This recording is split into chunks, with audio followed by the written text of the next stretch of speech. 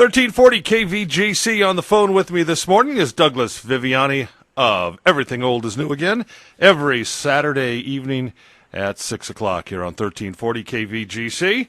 How was we missed a week. How was your last 2 weeks, I guess? We did miss a week. I took a little advantage of that, of last week, and I went to Dutch Wonderland in Lancaster, Pennsylvania here on the East Coast. It's basically an amusement park for kids. We had some fun. Hopefully you had a nice little time off there yourself.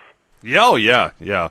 We took a little vacation, and yesterday my son went away to college too, and so it's been kind of a busy last couple of 10 days, I guess you could say, here in our family. Talk about kids.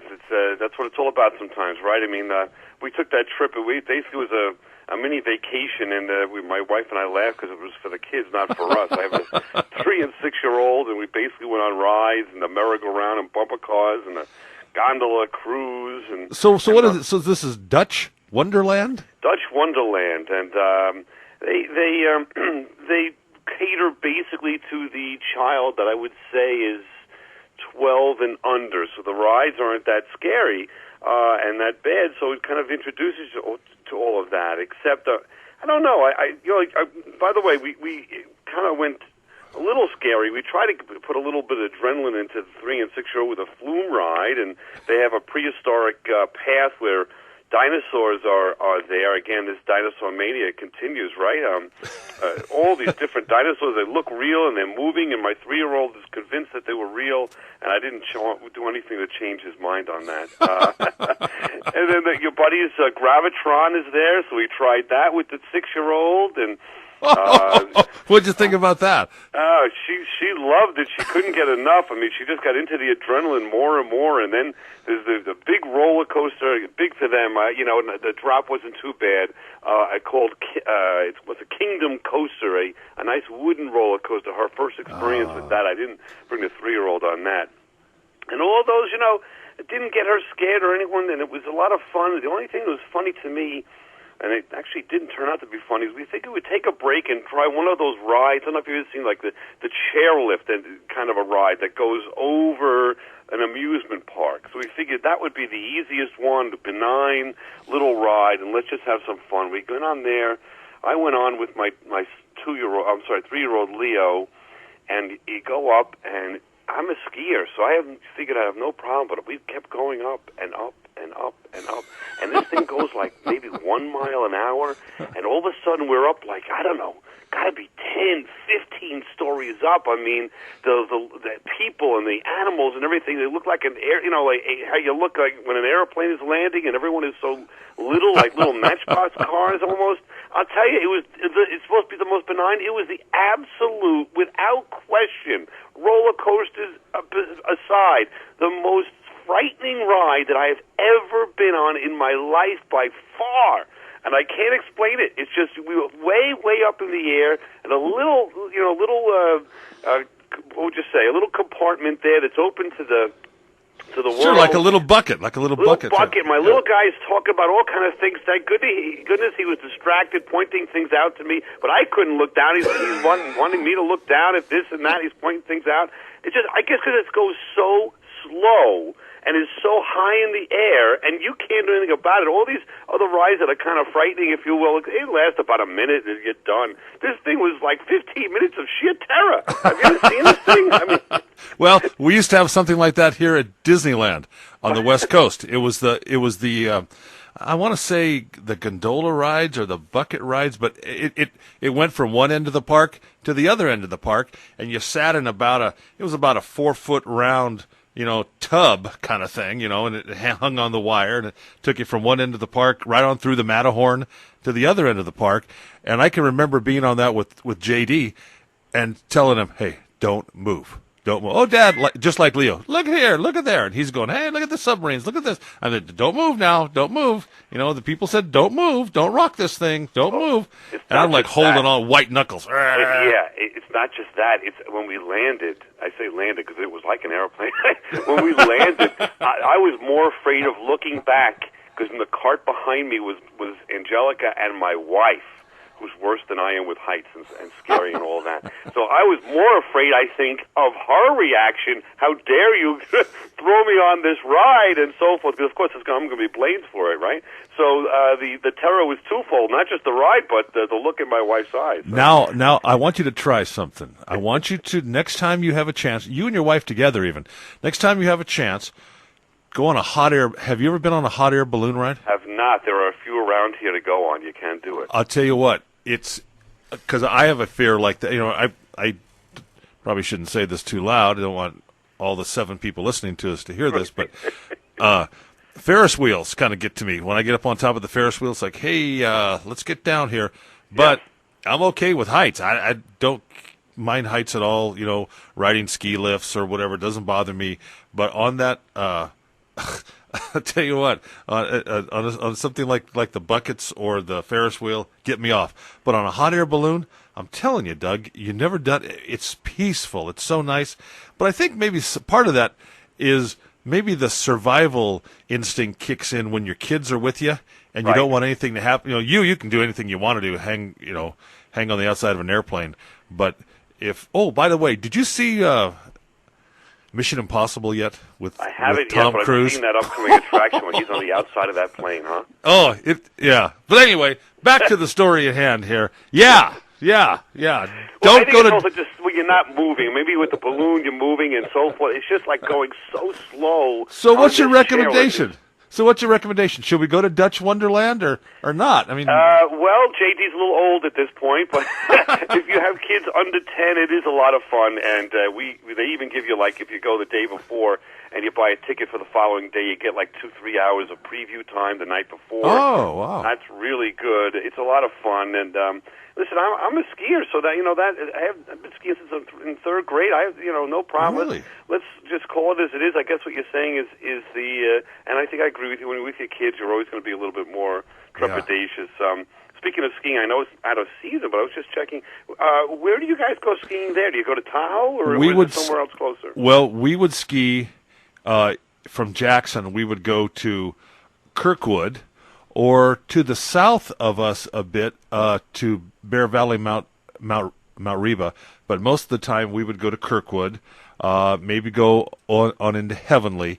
Now, last week we were staying at our family place in Homewood, which is on the western shores of Lake Tahoe, and it has a couple of ski resorts there itself. So, but if you were to come visit me here in Jackson and we were to go skiing, we would go to Kirkwood. All right, that's good, because I had been to Heavenly in Tahoe in my younger days, which is sort of in your general area there, as we just mentioned. Yeah. But I think the combination of gambling and skiing is not a good thing.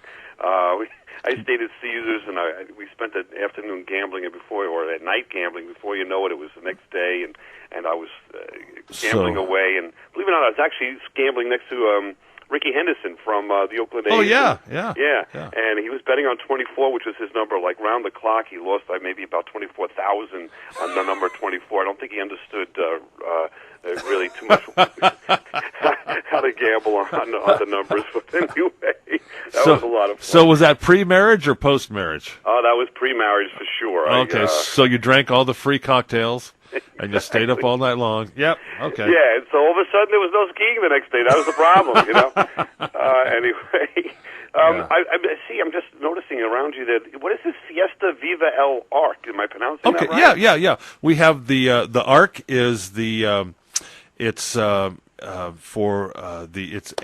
Amador.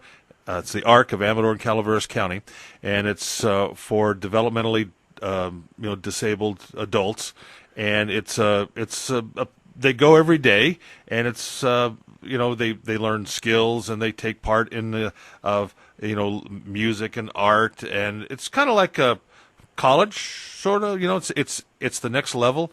Right. And so this will be this is coming up on Saturday at St. Catherine Drexel, which is the Catholic Church here in town, and it's going to be a good time. Now, what they don't talk about, you probably saw in the ad there, was the ARC Talent Show, which was a couple of weeks ago, and I think some of the folks from the ARC are actually going to perform some of their skits that they did at the talent show, which was amazing. Which was amazing.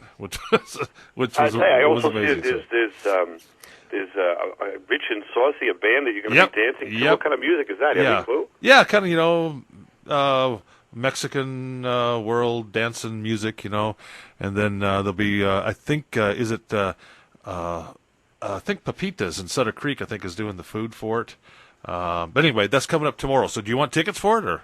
Well, I'd like to check into the webcam from KVGC's website, and I want to see you dance out there. That's what I want to see. No, that's more JD doing that. So, hey, listen, we're starting to run out of time here. What's coming up on the show tonight? Or the show? We are going to be talking about robots in the movies. Last week we did TV robots, and this week with Terminated movie coming out, or just came out, and Star Wars, and this human TV series. Robots are the craze again, and the movies we're going to try to determine if there's any true lessons that we can learn about the human condition from robots. And we talk about Robbie the Robot from Forbidden Planet and Star Wars, and we actually look at the technology today and see where do we stand with these robots. Are we even close to any of these fantasy or fictional depiction of robots? So we have a lot of fun with that. Well, we bought a Roomba, the little robot that's supposed to vacuum the house. It took one look and ran out the door. That's my big joke to my wife all the time. It took off and... I don't know, we joke about that because, there's all these machinations of the robots and all these movies and all that, and the best we have, I think, is that and Siri from our artificial intelligence on our phones. So we're a long way from Star Wars robots and the robot from Lost in Space and all of that. So we have some fun with that, talking and arguing over that. I don't really think it's ever going to happen in our lifetime, and Dave is very gung-ho, pro-robot, as we kind of... I don't think so either, unfortunately. I mean, didn't you think when you were a kid that we would probably by now, at least I did, I really thought, I thought that we would have a robot that I would be able to say, go get me the box of Kleenex, or go get me a bottle of water, or go mow the lawn, and the robot would be able to mow the lawn. Didn't you think that would be... I thought by now, watching the Jetsons and the robots they had there and all this, I thought by now at least they'd be able to have a robot to mix me a drink on a Friday afternoon or something, or even open a can of beer. I mean, there's nothing, nothing these robots do that in today's world that the Roomba actually is a nice one. It's the start, I guess we could say, but it's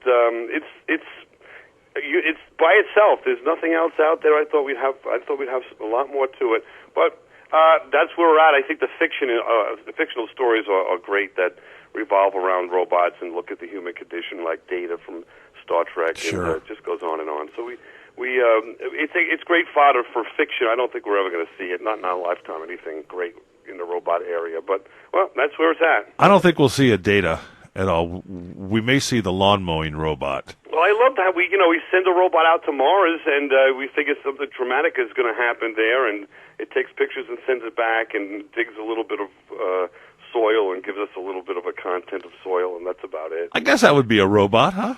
Yeah, that's a robot. That's the best we can do, and it doesn't really change our lives and all of that. I think it's wonderful. Don't get me wrong, but it's not the robot from Lost in Space, yelling danger, Will Robinson. Is that the kind of robot you would want to have? That would be the one I grew up with. That's my favorite. That's the robot I would go for. That's for sure. You would go for that robot? Yeah. Which one? Which is your favorite robot? I'm just sitting here thinking. R2D2 was a good robot. CP3O was too much of a. I mean, I didn't like him that much, but R2D2, he always, until I saw him fly, in one of the, what was it? The first, not the first movie, but anyway, let's not even get into the Star Trek thing. But when when he flew, then I said, hey, this guy's a badass robot. Because before it was like, what can he do? He can just kind of, Right. But then when he flew, then it was like, Yeah, and he fell into that swamp and everything. Had to clean them all out. Remember all that? I'll take him as a robot. That's C-3PO I agree with is not, it's more of a Dr. Smith type of character if you actually think about it. So, it all goes back to Lost in Space or Star Trek sooner or later, doesn't it? All right. Hey, when you coming to the West Coast? I would say, well, next year around this time, of course, the summer break. Right on, right on. Sounds great. Douglas Viviani, thanks for visiting with us today. He, along with David Cohen, the host of Everything Old is New Again every Saturday night at 6 o'clock here on 1340 KVGC. Have a great week. Thank you. You too, Jim. Enjoy.